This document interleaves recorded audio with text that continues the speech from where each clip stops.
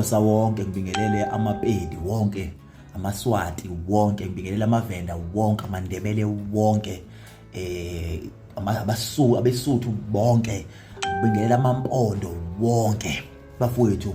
Yanibingelele egameni lobukhosi besintu sakithi njengabantu abamnyama, nabo bonke engingababalanga, nazo zonke inhlanga engingayibalanga. Ngifuna le video le ngiyibonile bafowethu ko WhatsApp, imfishane iqeshana, ngangena ku TikTok ngaze ngathi angiyibuke, ngayibona lesi senzo, ngaze ngayiyeka ngayiziba, kodwa ilokhu iqhamuke njalo. Ngiyabona ukuthi kufanele ngibe neview, kufanele ngibe nombono la kule video. Thina bafowethu ebukhosini bethu, ngoba mina ngumZulu, ebukhosini bethu bakwaZulu sikhula ngaphansi kababa uGudulizwe lithini kabheka uZulu, thina esikhule ngaphansi kwakhe. Siyamazi ukuthi ubebuhlonipha ubukhosi bakwaZulu, nabo bazo zonke inhlanga ezikhona, ngoba bezahloniphe ngisho ubukhosi base-England. Siyamazi thina ukuthi ubebuhlonipha. May his soul rest in peace. Kuze kuzofika esikhathini la sika baba umhlonishwa inkosi uMisuzulu kaZwelithini okhona njengamanje. Siyazi ukuthi ubukhosi bonke buyahlonishwa, siye sizweke nezinkulumo zakhe masibuka izinkulumo zakhe ukuthi isikhathi esiningi uyakutusa ukuthi sibhasobe ipolitiki, sibhasobe amaqembu epolitiki. Yabona njengamanje lento eyenziwa uSibusiso uDuma la bafowethu, lento iveza ukuthi njengamanje uma singathi thina njengabantu abamnyama sisafuna ukuphinda ngomhla ka-29 May sivotele iANC, isintu sethu noma usiko mpilo lwethu njengabantu abamnyama iSouth Africa yonke luzosiphelela, ngoba siyithola le nhlonipho esiyideservayo, nobukhosi bethu abuzuyithola le nhlonipho obuyideservayo bafowethu. Buzophela sigcine siphathwe yona leANC eyenza kanje ngoba kwenza uSibusiso uDuma.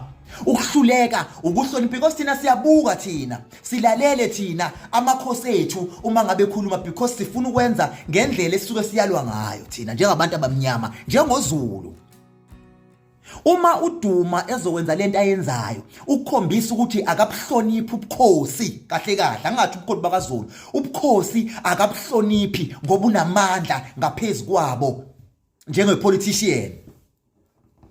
Nicabanga ukuthi ubukhosi bethu noma isintu sethu sizosurvive yini ngaphansi kwalesi simo?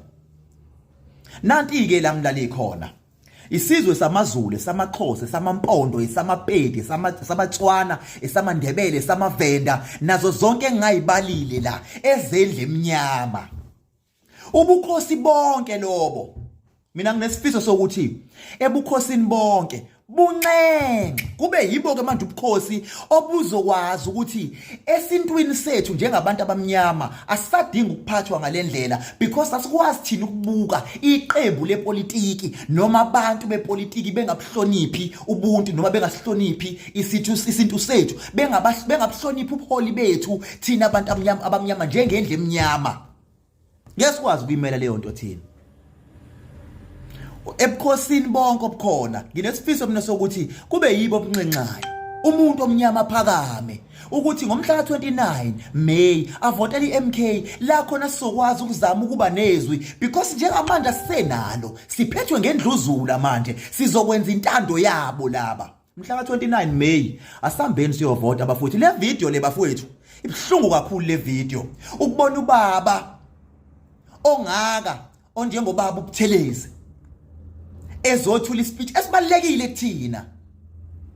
Hayi bafethu, bese zohlwithwa imic phambi kwethu, angahlonishwa yena, phambi kwesilo angahlonishwa yena, kungahlonishwa isilo, kungahlonishwa ngisho nathi njengendle emnyama, okuchaza ukuthi asenazwi thina, sihluleke ukuba nezwi politically, sesongabi nazwi ngisho esintwini sethu njengabantu abamnyama. Phakama umuntu omnyama, asambe ngomhla 29 May siyovotela iMK ukuze sakhe ushintsho ngento ezoqalwa yithi, ukuzakhela ushintsho ngento ezovela ngathi, ezizovotelwa yithi okokuqala emlandweni waseMzansi.